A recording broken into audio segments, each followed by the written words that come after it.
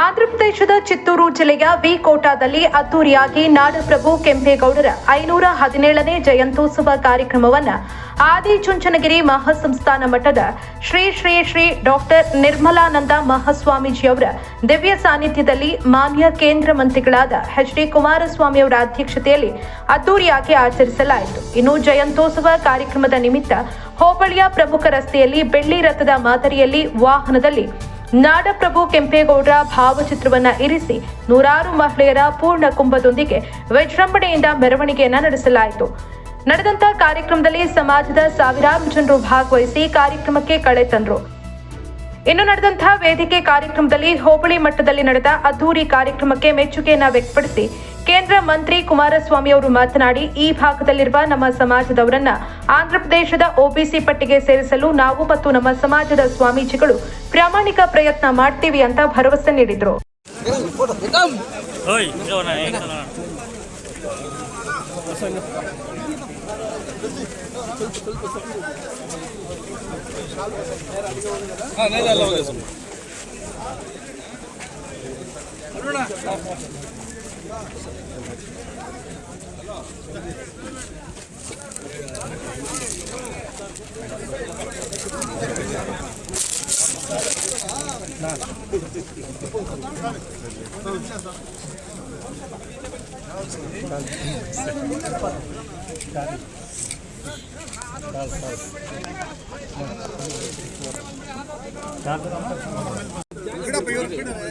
Sir ತಲಬೇಡ್ರಿ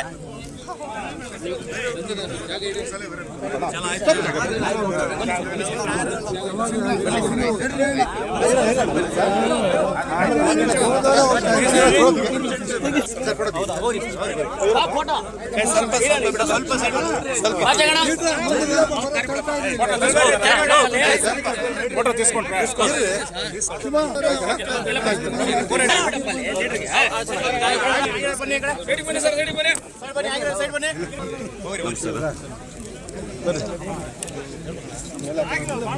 sir ಆಯ್ರ ಮುಂದೆ ಬನ್ನಿ sir ಆಯ್ರ ಬನ್ನಿ ಬಾಬಾ ಇದಾಗಲ್ಲ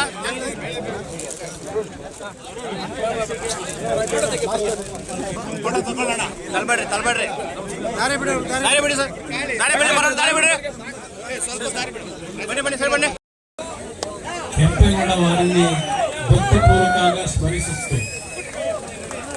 ఈ పవిత్రమైన కార్యక్రమంలో పాల్గొని ఉన్న అందరికీ నా హృదయపూర్వక నమస్కారములు. వేదిక మీద దివ్య సాన్నిధ్యం వహించి ఉన్న పరమ పూజ్య స్వామి వారి అందరూ నాయకులు మరియు వికోట ప్రజలందరికీ నా నమస్కారములు. ನಾನು ಬೇರೊಂದು ಕಾರ್ಯಕ್ರಮಕ್ಕೆ ಹೋಗಬೇಕಾದಂಥ ಹಿನ್ನೆಲೆಯಲ್ಲಿ ದಯವಿಟ್ಟು ನಿಮ್ಮಲ್ಲಿ ಅನುಮತಿ ಕೊಡ್ತಾ ಇದ್ದೇನೆ. ಇವತ್ತು ಈ ಒಂದು ಕಾರ್ಯಕ್ರಮವನ್ನ ಬಹಳ ಅದ್ದೂರಿಯಾಗಿ ನಮ್ಮ ಬಂಧುಗಳು ನೀವೆಲ್ಲರೂ ತಾಯಂದ್ರು ವಿಶೇಷವಾಗಿ ಒಂದು 3/4 ಗಂಟೆ ಆಗಿರ್ಬೋದು, 1 ಗಂಟೆ ಆಗಿರ್ಬೋದು, ನಿಮ್ಮ ಪೇಟೆ ಬೀದಿನಲ್ಲಿ ಅವರು ಕಳಶಗಳನ್ನು ಹೊತ್ತು ನಾಡಪ್ರಭು ಕೆಂಪೇಗೌಡರಿಗೆ ಗೌರವವನ್ನು ಸಲ್ಲಿಸಿರ್ತಕ್ಕಂಥದ್ದನ್ನ ಇವತ್ತು ಕಣ್ಣಾರೆ ಕಂಡಿದ್ದೇನೆ. ಇಲ್ಲಿ ಈ ಒಂದು ಪವಿತ್ರವಾದ ಸ್ಥಳದಲ್ಲಿ ಪರಮ ಪೂಜ್ಯ ಸ್ವಾಮೀಜಿಯವರ ಸಾನ್ನಿಧ್ಯದಲ್ಲಿ ಈ ಒಂದು ಕಾರ್ಯಕ್ರಮವನ್ನು ಆಂಧ್ರ ಪ್ರದೇಶ, ಅಲ್ಲಿಂದ ಕರ್ನಾಟಕ ಮತ್ತು ತಮಿಳುನಾಡಿನ ಭಾಗಗಳಿಂದ ಬಂದಿರತಕ್ಕಂಥ ಎಲ್ಲ ನನ್ನ ಕುಲ ಬಾಂಧವರು ಇವತ್ತು ಆಂಧ್ರ ಪ್ರದೇಶದಲ್ಲಿ ಇರ್ತಕ್ಕಂಥ ಒಂದು ಪ್ರಮುಖವಾದಂಥ ಸಮಸ್ಯೆ, ಇಲ್ಲಿ ಸುಮಾರು 4-5 ಲಕ್ಷ ಮತದಾರರು ಇರ್ತಕ್ಕಂಥ ಒಂದು ಆಂಧ್ರ ಪ್ರದೇಶದಲ್ಲಿ ಒಬಿಸಿಗೆ ಇವತ್ತು ಕೇಂದ್ರ ಸರ್ಕಾರ ಪರಿಗಣಿಸದೇ ಇರತಕ್ಕಂಥದ್ದನ್ನ ನನ್ನ ಗಮನಕ್ಕೆ ಏನು ತಂದಿದ್ದೀರಿ.